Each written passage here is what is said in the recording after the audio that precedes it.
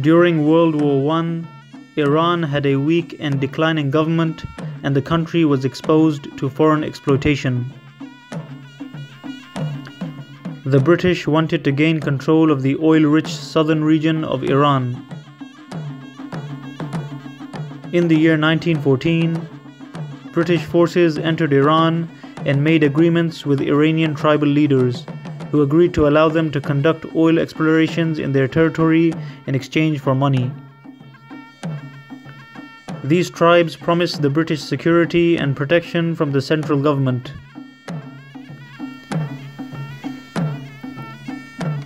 The British formed close relationships with many tribes in the south, such as the Bakhtiaris and the Arab tribes of Khuzestan.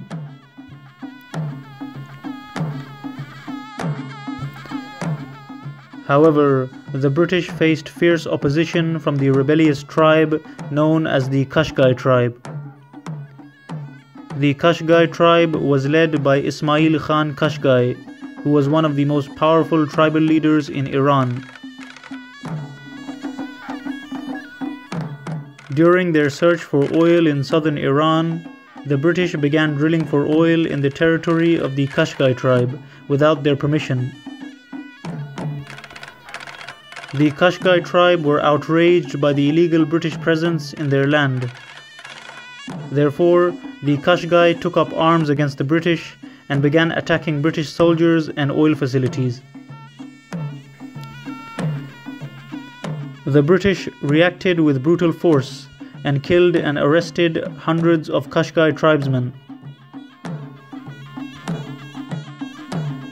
The British also began to confiscate their livestock. When Ismail Khan Qashqai heard about these arrests and killings, he declared war on the British.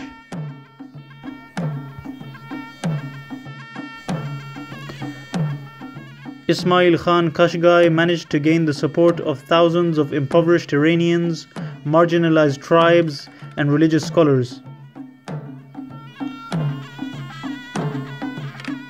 Ismail Khan Qashqai managed to gain the support of the influential Islamic scholar known as Abdul Hussein Mujtahid Lari, who declared a fatwa of jihad against the British. Because of this fatwa, thousands of people joined the Qashqai resistance against the British.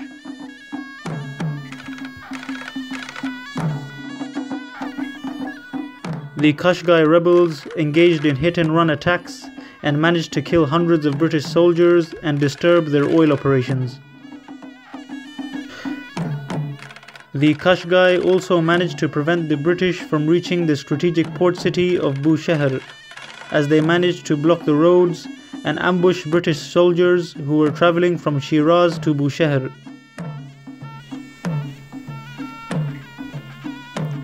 Eventually, after the British were forced to retreat from various key checkpoints and towns, the British began bombing the Qashqai.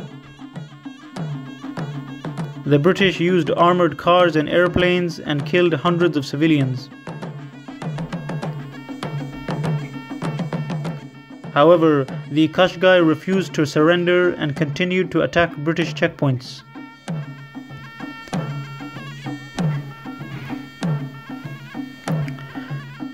The Anglo-Qashqai War ended in a stalemate after the end of World War I, when the British withdrew from Iran.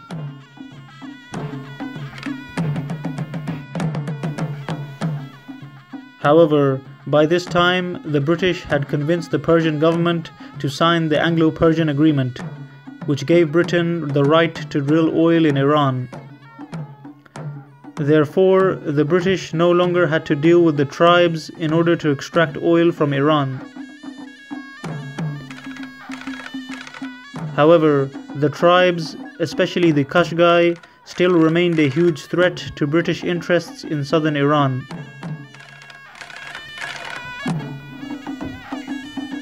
After the Anglo-Persian Agreement of 1919, the Qashqai opposed the Persian government.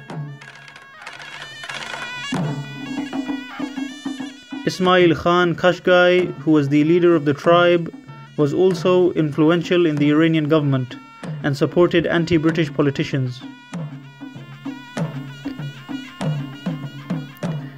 After several coups and changes in the government, the Anglo-Persian oil agreement was eventually rejected by the Iranian parliament in 1921.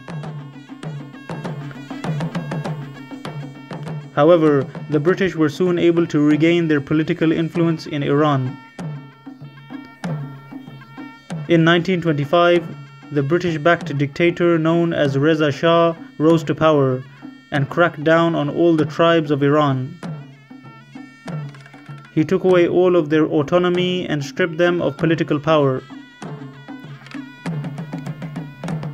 Ismail Khan Qashqai was imprisoned during the reign of Reza Shah and his property was confiscated.